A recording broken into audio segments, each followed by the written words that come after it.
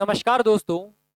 Perfect institute Joginder नगर के official YouTube channel में एक बार फिर से आप सभी का हार्दिक स्वागत करता हूं। जैसा कि मैंने पहली वीडियो में आपको बताया था, परफेक्ट इंस्टीट्यूट जोगिंदर नगर जो है यूट्यूब पर एक नई सीरीज शुरू करने जा रहा है जिसका नाम स्टडी ऑफ पॉलिटिकल साइंस है। जिसका पहला एपिसोड हमने यूसीसी के बारे में पढ़ा था पहले एपिसोड में। तो आज के इस एपिसोड में हम भारत के संवैधानिक विकास के बारे में पढ़ेंगे, यानी कि constitutional development of Indian constitution, या संविधान का इतिहास भी आप कह सकते हैं, historical background of Indian constitution, कुछ भी आप कहें, डजेंट मैटर। ठीक है, चलिए आगे बढ़ते हैं। तो जैसे हम हर वीडियो में करते हैं, सबसे पहले हम जानेंगे कि इस वीडियो में, प्री वीडियो में आपको कौन कौन से बिंदु मिलेंगे जिन पे हम चर्चा करेंगे। सबसे पहले हम बात करेंगे संविधान के बारे में। संविधान किसे कहते हैं ये मैं आपको यहीं बता दूं। संविधान क्या है, जैसे मैं आपसे कहूं कि बताइए आप संविधान क्या है आपके अनुसार, व्हाट इज कॉन्स्टिट्यूशन, संविधान क्या है आपके अनुसार। कई बोलेंगे कुछ, कई बोलेंगे कुछ। सिंपल अर्थों में संविधान क्या, एक किताब है। संविधान एक किताब है जिसे संविधान निर्माताओं ने लिखा। किताब में क्या है, कुछ नियम है, कानून है जिसके द्वारा भारत का शासन चलाया जा रहा है, ये हमारा संविधान है। मैं आपको 11th क्लास सीआरटी की ये जो संविधान का अर्थ है वो बताने जा रहा हूँ। उसमें कहा गया है कि संविधान से हमारा अभिप्राय लिखित अलिखित नियमों कानूनों के समूह से है जिसके द्वारा किसी देश की शासन व्यवस्था को चलाया जाता है। संविधान के बारे में मैंने आपको बता दिया। अब मैं सीधा ही आगे वीडियो में बात करेंगे कि भारत में कंपनी का आगमन। कंपनी की जब भी मैं बात करूंगा आने वाले 2-3 वीडियो में, आप समझ लीजिएगा मैं बात कर रहा हूं ईस्ट इंडिया कंपनी की। उसके बाद हम कंपनी के शासन के ऊपर बात करेंगे, भारत में सम्राट के शासन के बारे में अगली वीडियो में बात करेंगे। तो जब जब भी हम बात करेंगे भारत के संविधान के विकास के बारे में, तो भारत के संविधान के विकास को दो चरणों में डिवाइड किया जाता है।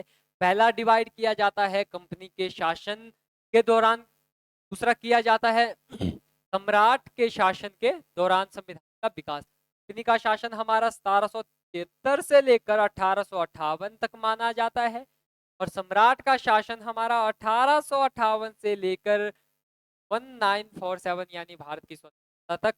ये थोड़ा सा आप समझ लीजिए। जब धीरे धीरे वीडियो में आगे बढ़ते जाएंगे आपको एक एक चीजें सारी क्लियर होती जाएंगी।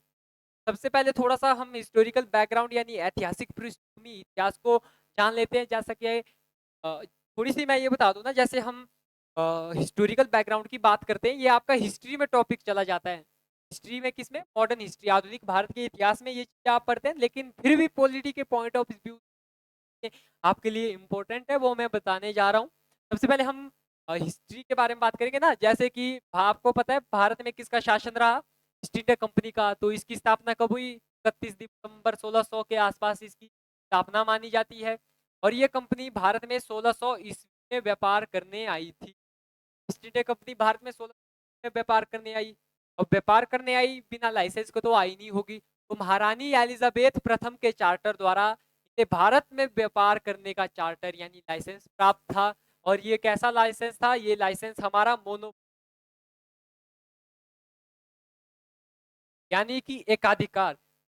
ईस्ट इंडिया कंपनी के सिवा ब्रिटेन की कोई भी कंपनी भारत में व्यापार करने नहीं आ सकती, और ईआईसी का अधिकार प्राप्त था। ठीक है, जब कभी कंपनी के शासन की बात करेंगे आपको ये 7 आर्टिकल, माफ कीजिएगा 7 एक्ट आपको पढ़ने हैं। चलिए 473 के रेगुलेटिंग एक्ट की बात हम करेंगे, 81 की बात करेंगे, 84 की बात करेंगे, 1793, फिर 1813, इसी करते करते हम 1853 तक में आज अपनी वीडियो खत्म कर देंगे। देखिए जैसा मैंने कहा कि 1600 ईस्वी में ईस्ट इंडिया कंपनी भारत में व्यापार करने आई।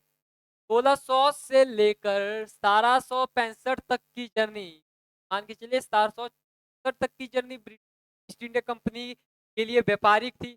1600 से लेकर 1764 तक, 1765 तक की ईस्ट इंडिया कंपनी ने भारत में व्यापार किया। व्यापार किसी बहुत नहीं किया, लेकिन 1764 का जब युद्ध हुआ, 1764 की लड़ाई के बाद 1765 में कंपनी को क्या मिल गया, बंगाल, बिहार और उड़ीसा की दीवानी प्राप्त होगी। तीनों स्टेट्स की क्षेत्रों की बंगाल, बिहार और उड़ीसा की दीवानी प्राप्त हो गई। दीवानी से आप यह अभिप्राय ले सकते हैं लाइस टैक्स वसूल करने का टैक्स वसूल करने का अधिकार मिल गया। अब आप सोचिए जब भारत में व्यापार के साथ साथ टैक्स वसूल करने का भी अधिकार, मुनाफा तो हुआ होगा मुनाफा। अब बोलोगे बहुत मुनाफा, तो बिल्कुल भी मुनाफा नहीं हुआ इस टैक्स। सारी थे जितना भी टैक्स के रूप में पैसा आता था वो सारी अपने जेब,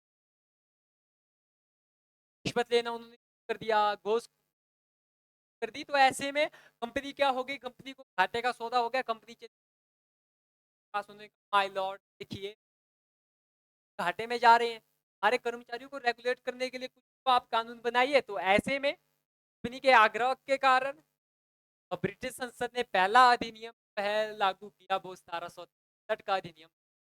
आप कीजिए 1773 का अधिनियम, आपने पढ़ा होगा ना एनसीईआरटी में, ये भी पढ़ा है। चलिए बात है दोनों। 1773 के रेगुलेटिंग एक्ट के बारे में आपको थोड़ा सा बता दूं। तो भारत में ईस्ट इंडिया कंपनी के कार्यों को नियमित और नियंत्रित ब्रिटिश सरकार द्वारा उठाया गया पहला कदम। इसके द्वारा क्या किया गया, केंद्रीय प्रशासन की नींव रखने का प्रयास किया गया। लागू नहीं हुई, प्रयास किया गया। और इसके द्वारा तो बंगाल का गवर्नर था, बंगाल के भारत का माफ कीजिए, बंगाल के गवर्नर को बंगाल का गवर्नर बना दिया गया। लॉर्ड वॉरेन हिस्ट्री हमारे क्या थे, भारत के मोस्ट इंपोर्टेंट फैक्ट दोस्तों, मोस्ट इंपोर्टेंट आप बंगाल के पहले गवर्नर जनरल, ठीक है। अब बंगाल के गवर्नर को बंगाल का गवर्नर जनरल बना दिया गया। पद में पदोन्नति हुई, भी कहीं ना कहीं ऐसे में क्या किया गया, बंगाल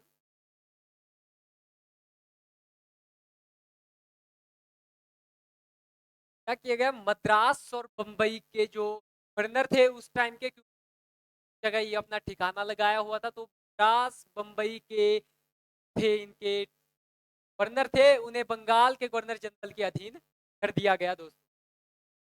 जैसे मद्रास तथा बंबई के गवर्नर बंगाल के गवर्नर कर दिया गया।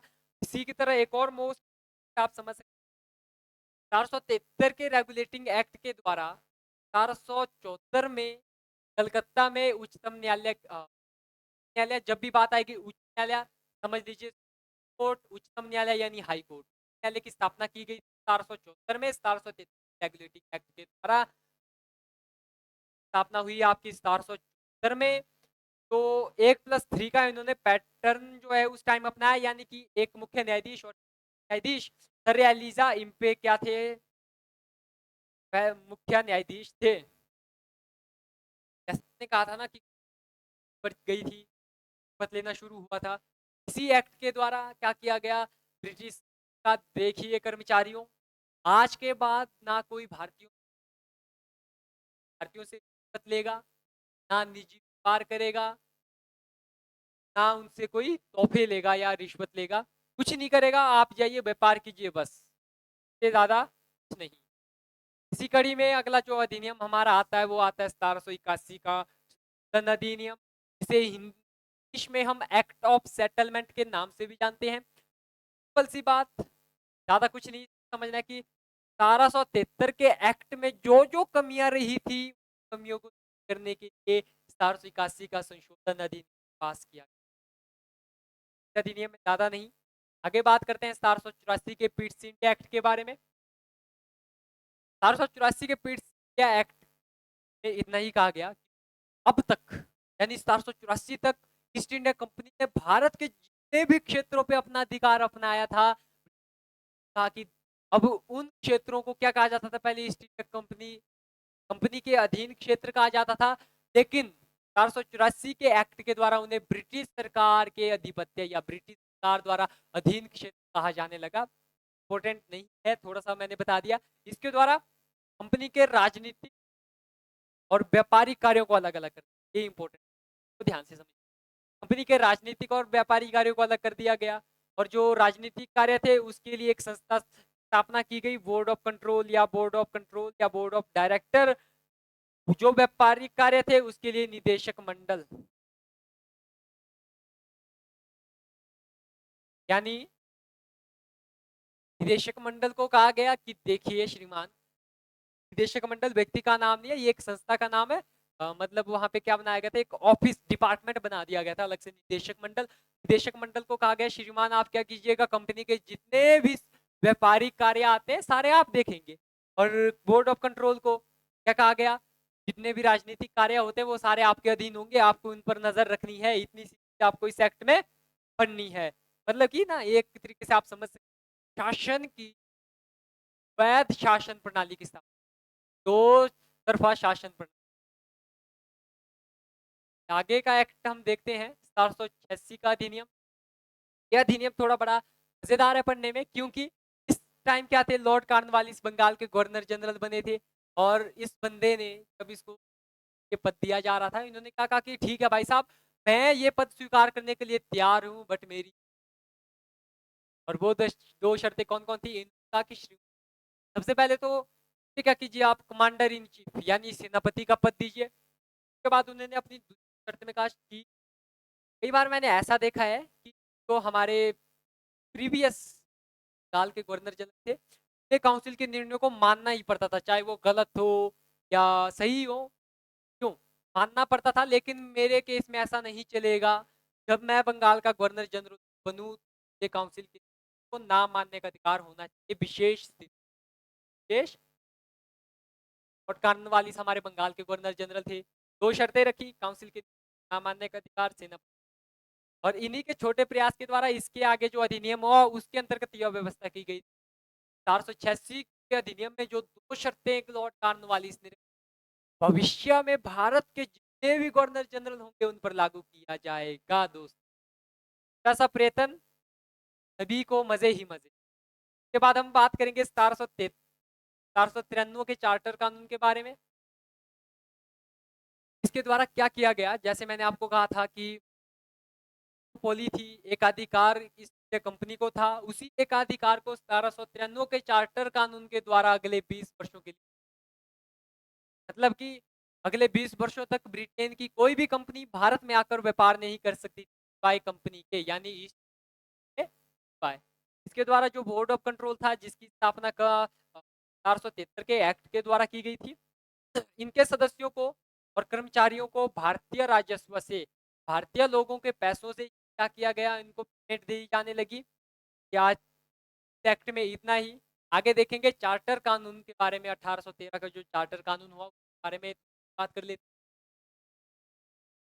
इसके द्वारा क्या किया गया, जो एकाधिकार अगले 20 वर्षों के लिए बढ़ा दिया गया था, 20 वर्ष 1813 में उनकी खत्म हो गई, और जो मोनोपोली थी, मोनोपोली को समाप्त कर दिया गया, एकाधिकार को समाप्त कर दिया गया, और कहा गया कि जो आप चीन के साथ चाय का व्यापार करते हैं और जो आप अफीम का व्यापार करते हैं उस पर आप एकाधिकार स्थापित रख सकते हैं, उस पर आपका एकाधिकार बना रहेगा, लेकिन बाकी के जितने भी व्यापार होंगे ब्रिटेन की सभी कंपनियां आ सकती हैं। क्या कि ना उस टाइम क्या था, ब्रिटेन की कंपनियां, जो ब्रिटेन में और भी कंपनियां थी, उन देखा कि यार ईस्ट इंडिया कंपनी भारत में तो बहुत सारा मुनाफा कमा रही है, हम क्यों पीछे रहे। वो गए संसद में, आवाज उठाई, माय लॉर्ड समानता का अधिकार है, हमें व्यापार करने का अधिकार है।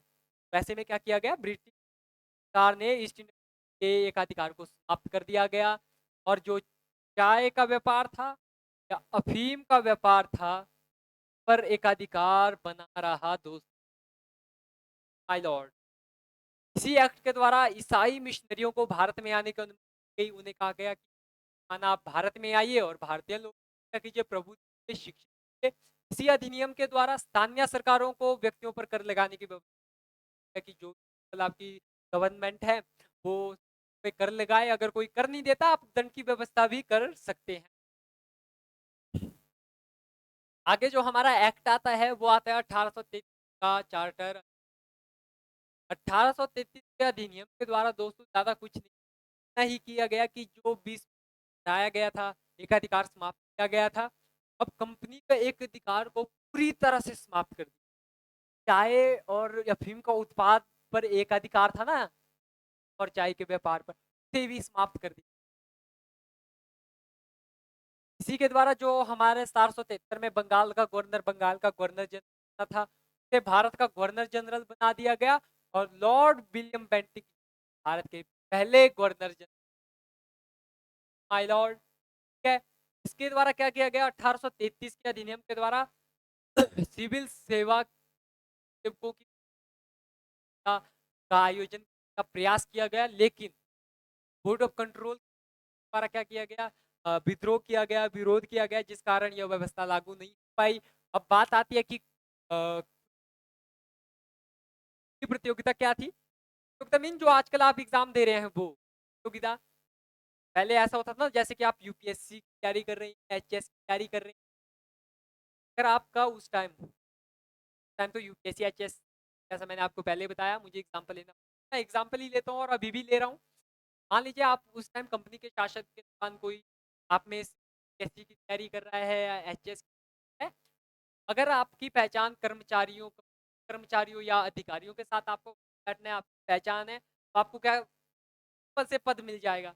पर खुली प्रतियोगिता में ऐसा नहीं होता, योग्यता के अनुसार ही आपको पद दिया जाएगा। ये सारी बातें हैं कि 1833 में सिविल सेवकों के चयन के लिए खुली प्रतियोगिता का आयोजन किया गया और बोर्ड ऑफ कंट्रोल या बोर्ड ऑफ डायरेक्टर के विरोध के कारण यह व्यवस्था लागू नहीं हो पाई। यह व्यवस्था हमारी 1853 में 1854 में लागू हुई मैकाले स्मिथ द्वारा, ठीक है। ये एक्ट भी खत्म। चलिए, तो हमारा जो लास्ट अधिनियम बचता है आज का, वो हमारा बचता है 1853 का चार्टर अधिनियम। 1853 का चार्टर अधिनियम, जैसा मैंने कहा कि जितने भी आपके एग्जाम के पॉइंट ऑफ व्यू से पॉइंट थे इन अधिनियमों में, आपके सामने रख रहा हूँ। बाकी कुछ ऐसी बातें हैं जो मैं आपको बता रहा हूँ, इंपॉर्टेंट नहीं है। इसके द्वारा क्या किया गया, 1854 में भारतीय सिविल सेवा के संबंध में Macaulay Smith very very very क्या कह सकते हैं, मोस्ट इम्पोर्टेंट पॉइंट दो।